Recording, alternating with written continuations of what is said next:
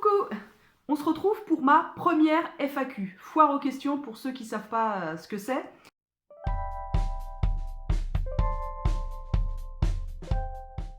Première question, donc alors je vais faire par personne.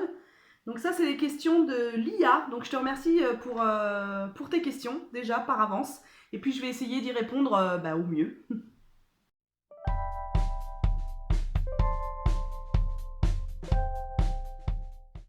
Alors mes a priori, c'était en fait le fait d'être devant une caméra, enfin notamment mon téléphone, et d'être devant des gens que je ne connais pas, qui vont me juger. C'est vrai que j'ai un manque de confiance en moi énorme, mais c'était vraiment un défi d'ouvrir cette chaîne. Voilà, c'était un défi et j'ai dépassé le fait que je n'aime pas être au centre de l'attention.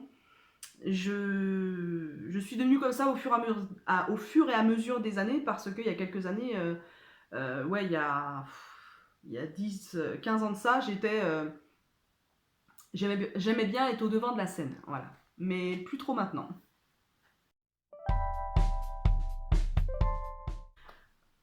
Que j'ai pas d'abonnés, que ce que je raconte n'est pas intéressant, de me mettre trop de pression parce que je me connais, je suis quelqu'un d'assez exigeant et j'aime bien faire les choses au carré. Et c'est vrai que je me rends compte qu'au final, YouTube, c'est pas évident d'être devant la caméra, c'est pas évident des fois d'organiser son planning au niveau des vidéos. Et encore, je suis une toute petite chaîne, mais toutes les grandes chaînes ont commencé avec des petites chaînes, donc je me dis pourquoi pas moi. Voilà, en gros c'était ça, c'était ne pas être capable de me driver toute seule pour tourner ses vidéos, et etc. etc. Alors quand l'IA parle de combat, c'est, je suppose, l'obésité. Je suis une personne en situation d'obésité. Pour ceux ou celles qui ne connaissent pas mon parcours vers la chirurgie bariatrique, je vous mets le petit i ici pour que vous alliez voir de qui il s'agit déjà, à qui vous avez affaire. Mon combat, oui, voilà, c'est le poids. J'ai beaucoup de poids en trop. Voilà. Donc c'est vrai que pour répondre à ta question, l'IA, en fait, quand j'ai commencé ma chaîne YouTube, il y a quelques mois de ça, j'étais vraiment très très mal. Je crois que j'ai commencé ma chaîne en octobre, il me semble, mais je suis vraiment pas sûre, il faudrait que je regarde. Et j'étais vraiment arrivée à un point comment on appelle ça, de non-estime de moi, de désestime, je sais pas si ça se dit. Je ne m'aimais plus du tout, du tout, du tout, du tout. Je me haïssais même. Et en fait, je me faisais peur. Et je me suis dit, il faut que je fasse quelque chose pour me commencer à me réconcilier avec mon image, me réconcilier avec ce que je suis, parce que pour l'instant, je suis comme ça. J'ai le poids que j'ai le comportement que j'ai. Et il faut que je m'accepte pour pouvoir avancer, pour pouvoir poursuivre mon chemin. J'étais vraiment très très mal à cette époque. J'avais entamé une psychothérapie que je suis toujours. Et ça m'a beaucoup aidé. La psychothérapie et le fait d'être sur YouTube m'a vraiment beaucoup aidé à m'accepter. Alors, je dirais pas m'accepter parce que franchement, je suis loin de m'accepter, mais en tout cas, je me tolère à la caméra. Et il y a des fois où je me trouve bien. C'est pas souvent, mais il y a des fois. Et aussi le lien avec vous, en fait, avec les abonnés, est vraiment très très précieux pour moi. Voilà, le partage d'expériences, les différents parcours m'aident énormément au quotidien, en fait, hein, à évoluer, à réfléchir. C'est vraiment une grande richesse, hein. Alors, je sais pas les encouragements de qui? Peut-être de ma famille.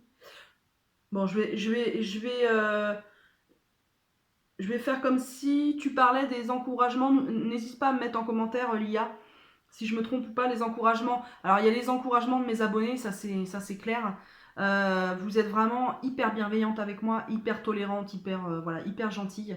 Et ça oui, c'est vraiment des vrais encouragements. Il y a l'encouragement de ma famille aussi et de mes amis qui est très important. Je suis quelqu'un d'un côté très sociable et d'un côté très solitaire. Mais j'ai besoin d'avoir mon groupe d'amis, ma famille. J'ai besoin qu'on me dise qu'on me dise qu'on m'aime, qu'on me soutient. J'ai vraiment, je ressens vraiment le besoin et j'ai vraiment besoin qu'on verbalise le fait qu'on tient à moi et que je suis une personne importante à leurs yeux. Voilà, qu'il s'agisse de mon mari, de ma famille ou de mes amis.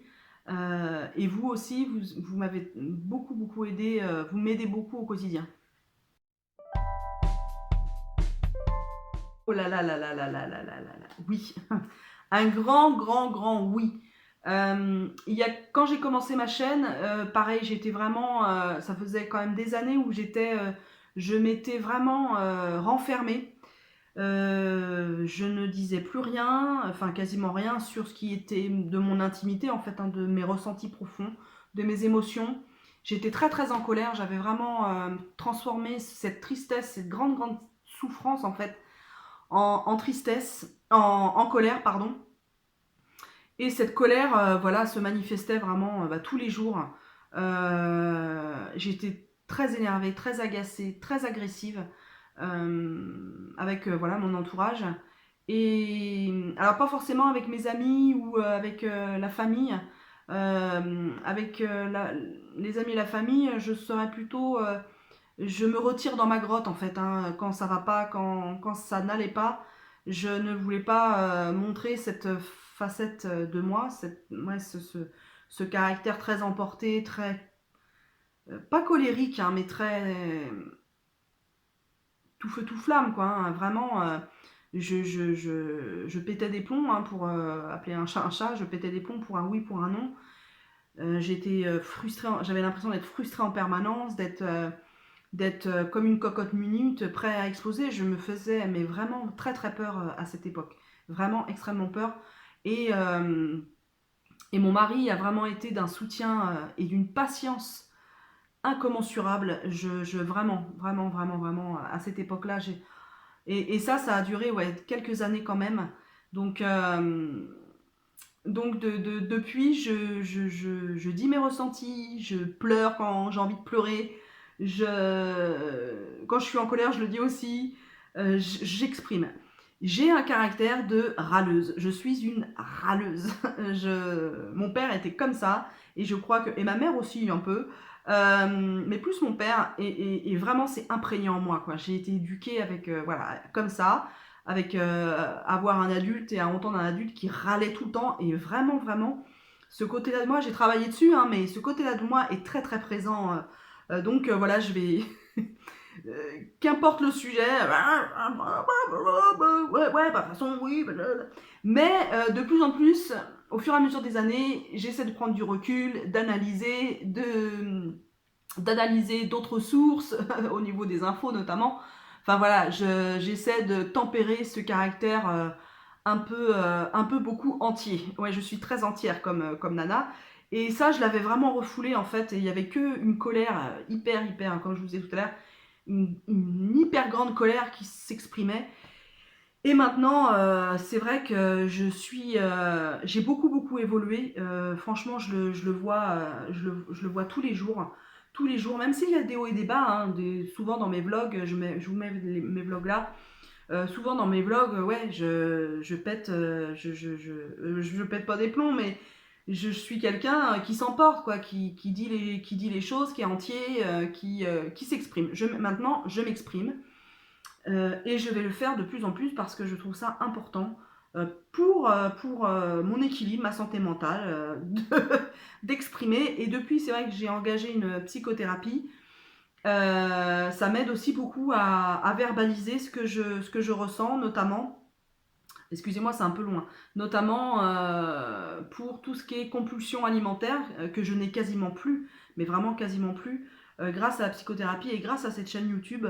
Je pense le fait de dire à tout le monde ce qui était tabou dans ma vie, c'est-à-dire ouais, les instants de boulimie, hein, où il faut que je me remplisse au plus vite pour éviter justement de ressentir des émotions qui, je croyais, allaient m'engloutir en fait. Hein. Donc au lieu de me faire engloutir par les émotions, je préférais eh bien, engloutir un paquet de chips, tartine, pain, enfin tartine de pain, fromage. Enfin voilà, il y avait beaucoup de choses qui passaient, ça pouvait durer voilà, de un quart d'heure à 1 heure où je ne faisais que de manger. Et je ne me faisais pas vomir. Ça m'arrivait de temps en temps, pas tous les jours, voilà. Maintenant, ça ne m'arrive plus, vraiment, hein, plus. Maintenant, c'est du grignotage, hein, tout. Voilà, c'est que je suis gourmande et des fois je m'ennuie, donc je vais voir dans le placard ce qu'il y a. Mais j'ai envie de dire encore de moins en moins parce que vu que j'ai retrouvé l'équilibre dans mon assiette, la plupart du temps, mes repas sont quand même assez voilà, conséquents. J'ai la quantité dans mon assiette et je mange varié, des produits maison, etc. Je cuisine beaucoup, donc ça peut m'arriver de temps en temps.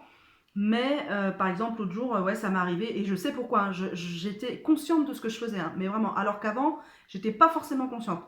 Maintenant, quand je mange mes émotions, je le sais. Je le sais et je prends le recul et je me dis, ah là, donc qu'est-ce qui se passe? Et j'analyse en fait, ça ne m'empêche pas de manger, clairement.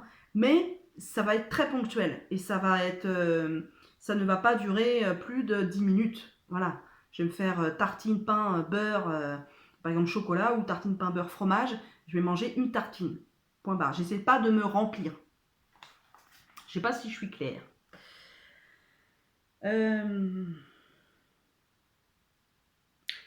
Ah oui, il y avait la suite de la question. Donc, vois-tu un changement?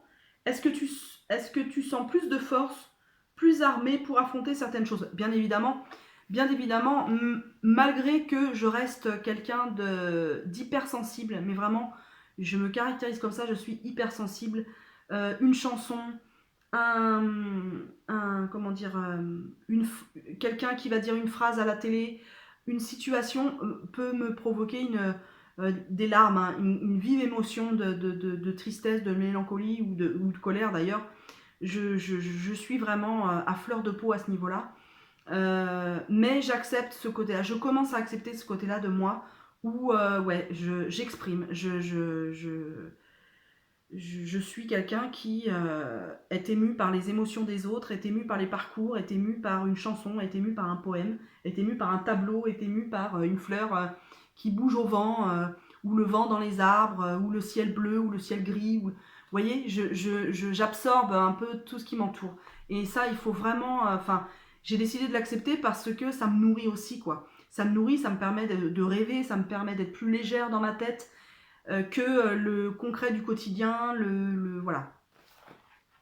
J'espère que je réponds aux questions. Coucou, je fais un petit update. Donc là, je suis en train de monter ma FAQ, la vidéo FAQ. Et en fait, si je mets toutes les questions que vous m'avez posées, elle va durer plus d'une heure, voire 1h20. Et je trouve ça hyper indigeste, je trouve, à regarder. Donc je vais découper cette vidéo en 3 ou 4 parties. Je trouve ça plus judicieux et plus digeste. Donc là, je suis en train de monter la première partie. Et c'est les questions de l'IA que l'IA m'a posées. Et je posterai peut-être très certainement dans quelques jours. La deuxième partie, ce sera les questions, il me semble, de Christelle. Voilà, c'était un petit update pour vous expliquer à peu près comment ça allait se dérouler et ne pas terminer la vidéo comme ça, un peu en jus de boudin. Hein, et voilà. Donc je vous dis à très très vite.